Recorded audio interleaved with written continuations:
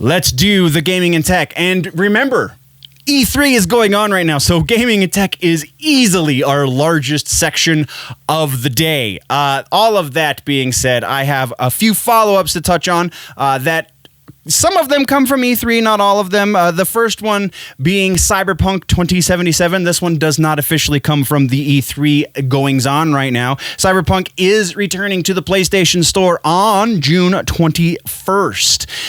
So if you missed your chance to download Cyberpunk 2077 and see all of the glitches and bugs and so on and so forth, well, you're not going to get to see those glitches and bugs now necessarily, even though Sony is saying you might want to avoid the current gen version still, because they still haven't got it fixed 100%, I guess. But either way, yes, it's finally coming back. So if you are a PlayStation player, go download it after June 21st. Our next follow-up is E3 related. Super Smash Brothers. We've talked about the DLC and all of the rumors that have been going around with the next DLC character. Well, if you missed today's E3, or today as I'm filming this, yesterday as you're watching this, or listening, whatever, E3, their Treehouse announcement, it's the Nintendo presentation. They announced that, I'm sorry, I've never been able to pronounce this name properly, but Kazuya Mishima from Tekken is going to be in Smash Brothers Ultimate. Yes, you heard that right. Kazuya is coming to Smash Brothers. He is the next guest DLC character. Wow, the gameplay looks amazing. I am super impressed of how they have integrated this character into Smash Brothers. Check the link in the description for the official trailer. Go look for the in-depth gameplay breakdown. There's going to be a bunch more as the time moves on. Between now and the 28th, they're going to be releasing a lot more stuff about this. That's awesome. We have to keep going. Our next follow-up has to do with Halo Infinite, and it is correct that the multiplayer is going to be free to play. That's freaking awesome. But we also have a couple other follow-ups in that both multiplayer and the main game proper are going to be expanded upon for months and months and presumably years to come. They're actually already working on the first expansion for the main game proper, it sounds like. So no official release date has been announced just yet, though E3 is not done, so that might happen. But right now we are still expecting it by holiday season this year. No announcement when multiplayer is going to become, if it's going to be the exact same time, or if it's going to come sooner or later. I don't know. We don't know. We will keep tabs. The free multiplayer, that's going to be so... And it's all current and next gen. So Xbox One and the Xbox Series consoles are all getting all of this. So yes, please and thank you. Next, we're talking more E3 related. Resident Evil Village is getting DLC. That's all they said. They also said that the Resident Evil Verse, the multiplayer game, is pushed back not indefinitely, but to a date that they have not specified just yet. Then we also have one last piece, and that is Psychonauts 2. We've talked about Psychonauts 2. That's why this is a follow-up. Psychonauts 2 now has an official release date. Their official release date is August 25th. Yes. Check the link in the description for the gameplay trailer. Wow. Looked pretty freaking awesome. All right, so news coming out of E3. We have Fatal Frame, Maiden of Blackwater. It has been announced that it's no longer going to be a Wii U exclusive.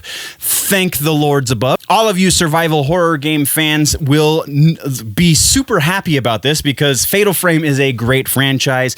I have not played this game specifically, but it is coming to all current and next-gen gaming consoles. So PS4, Xbox One, Switch, as well as PS5, Xbox Series, so on and so forth. I believe even PC was was in the announcement, though. Don't quote me on that one because that one I don't remember specifically. Anyway, so yes, awesome. Trailer in the description.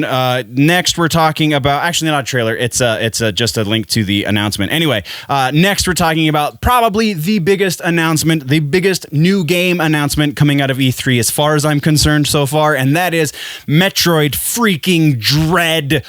Wow. That's all I can say about this freaking trailer. Oh, man. I'm just going to keep gushing if we don't move on. So Metroid Dread is the actual news around this game is that this is going to be the conclusion of the story arc that started on the original game on the NES, which is weird to think about. Like, I didn't realize they were all connected like that. I've just played through, I think, all of them, but the Game Boy Advance game, is that what that one came out on? Metroid Fusion? I don't remember. Metroid Fusion is the one that I haven't played, but I've played the rest of them, and they're all freaking amazing. So this is going to be a 2.5D side-scroller shooter, so it's everything's rendered in 3D graphics, but it's all side-scrolling stuff. It looks so awesome, and it's incorporating some new gameplay stuff that is just incredible. Go check out the trailer, linked down in the show notes. Moving right along, like I said, or I'm just going to keep gushing because that looks amazing. Starfield is the next piece we're talking about. Bethesda has unveiled, finally, some more about the game. Looks like it's going to be somewhere around Skyrim in space, pretty much. There is a link in the description that goes into a little bit more detail about what to expect from the game. But we do know one other primary thing about Starfield, and that is it's going to be an Xbox exclusive, suckers! Yeah, so the trailer was amazing. We don't know a whole bunch about this just yet, aside from basically Skyrim in space. But it still looks pretty awesome. We're moving on. Next piece is kind of, I believe we had a rumor about this a little bit ago, and that is the Final Fantasy games 1 through 6 are getting remastered, kind of. Not the same way that Final Fantasy 7 is getting remastered, because that would be quite the undertaking. But we do have word that there is going to be pixel remasters of the first 6 games. So this normally would have been a PlayStation exclusive because Square Enix does only PlayStation stuff as it is. But the weird thing about this is so far only Steam and mobile have been announced.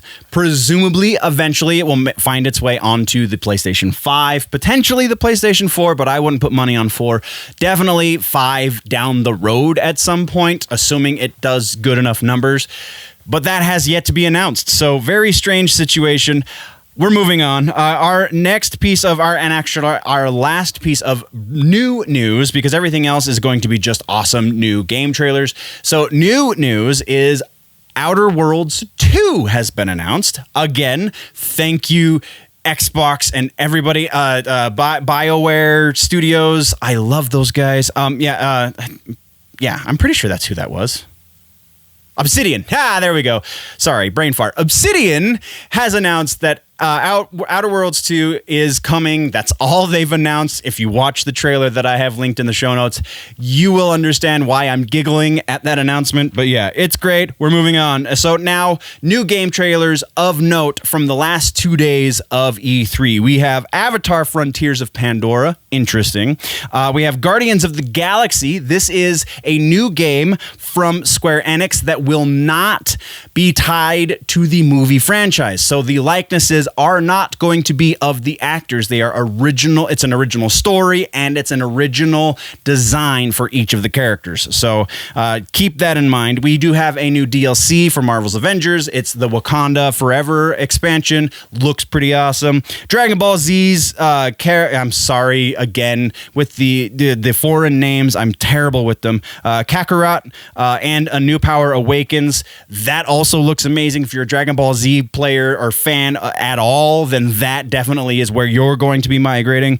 Shin Megami Tensei also just announced today as I'm filming this. Number 5. That series is just such an enigma to me, but it's huge, so we have to talk about it. Link again in the description, the show notes, whatever. And then we have WarioWare finally getting another console release on the Switch. This one is called Get It Together. I love WarioWare games. They are freaking awesome and super addicting. WarioWare, I used to work at at GameStop. So when WarioWare first came out for the GameCube, that shows how old I am. When WarioWare first came out for the GameCube, we had to take it off of our display because all of the employees just kept playing WarioWare. And so I made the comment then, and I will make that comment every time WarioWare gets brought up in conversation. WarioWare is the video game equivalent of crack. So WarioWare, super addicting, super excited. Our final noteworthy, there's a bunch more trailers that have come out over the last few days, but these are the ones that are noteworthy to me anyway. I mean, there's Forza Horizon 5 or whatever, Forza 5 Horizon, whatever. That one looked good, but I'm not a race car driver game guy, so it's not super relevant. Anyway, Legend of Zelda Breath of the Wild 2 was announced. So they kind of faked us out with the Treehouse this year, because when they made the Smash Brothers announcement, they kind of were shielding who was carrying Ganon to the cliff to throw him off. It looked like it was somebody, maybe a larger version of Link somehow, which is weird. So I was like, is this the Breath of the Wild 2 trailer? And then no, it was the Smash Brothers DLC trailer. But then we got an actual Breath of the Wild 2 trailer, and that was amazing as well. So go check it out. I'm just going to keep gushing if we don't move on. So that is all we have for video games for this episode, nerds.